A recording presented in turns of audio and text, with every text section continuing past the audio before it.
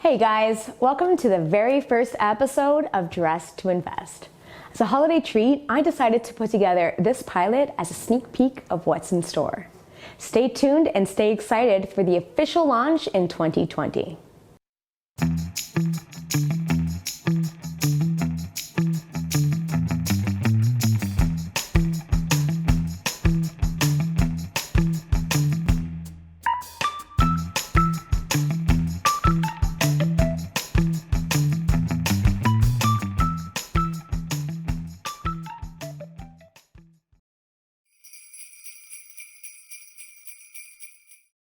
Okay guys, it's finally here. December is right around the corner and it's serving up some spending spirit to all of us.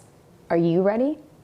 According to a CTV news article published last year, the average Canadian living in Ontario expects to spend roughly $800 on holiday gifts this season. And 70% of Canadians will break their budgets and overspend to impress their friends and family. What's worse is that 6 in 10 Canadian surveys admit that they're willing to go into debt for the sake of buying gifts.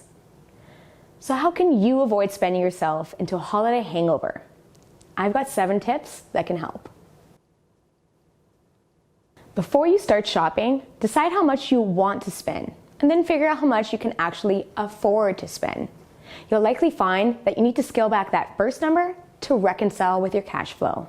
So start off by making a list. Write down the names of those you plan on buying gifts for and how much you think those gifts might cost. But holiday spending comes from more than just gift buying. Make sure to include the different special events on your calendar and consider the implied travel expenses to attend or the grocery bill to host.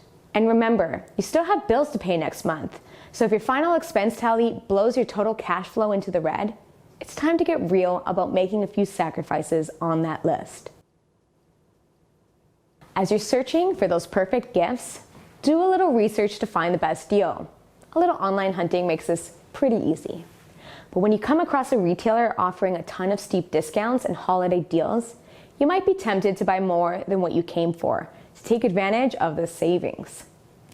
Guys, let's be clear. If something retails for $100 and you buy it on sale for $60, you didn't save $40, you spent $60. So if you can snag your gifts at a deal, don't buy more just because you budgeted for it. Call it a win by spending less. This one's pretty straightforward. And to my previous point, I get that it's easy to get carried away when everything is on sale. Maybe you're thinking, well, this is 50% off, so that means I can get 2 and keep one for myself. Win-win. Well, if it's 50% off, that also means you have the opportunity to spend half as much. Just saying. Chances are, sticking to your budget will likely involve more than just sacrificing self-gifting. You might find yourself having to take a few other names off your gift list as well. So it's important to set those expectations with your friends and family. There is no shame in sticking up for your own financial priorities and explaining why you need to scale back on gifts. It also ends the cycle of obligatory gift buying, where you only buy them a gift because they bought you a gift last year. And they're probably thinking, well, now you're going to buy them a gift and they have to buy you another gift too. And the cycle continues. Let's put an end to that. Using physical cash imposes a sense of psychological pain when you spend the money. You can actually see your money disappear as you spend it. There's an immediate understanding of a loss to the transaction. We're less inclined to keep spending because it kind of hurts, and it definitely sucks to hand over all of our cash. On the other hand, it's very easy to tap our plastic and walk away like nothing happened. And this makes it so easy to overspend without even realizing it. If you're hosting a special lunch or dinner, it's a lot of pressure to put the burden of cost and time into buying and making food for the entire crowd. By encouraging your guests to bring at least one dish, you can host an exceptional party for a fraction of the cost. To really master your money, it's important to track your spending on a daily basis anyway. But especially during this high-cost season, it is crucial to track all of your expenses. Otherwise, your efforts to avoid overspending will be pretty meaningless if you don't even have a measure of how you're actually doing compared to what you planned for. And I get it.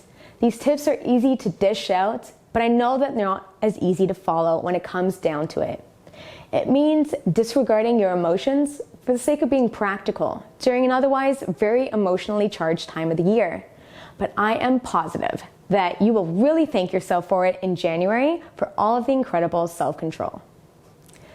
Thanks for watching, and I can't wait to return with the official launch in 2020. Make sure to subscribe so you're right there with me to kick off the new year. And hey, if you found this video helpful, give it a like and share it with your friends. Happy holidays, guys.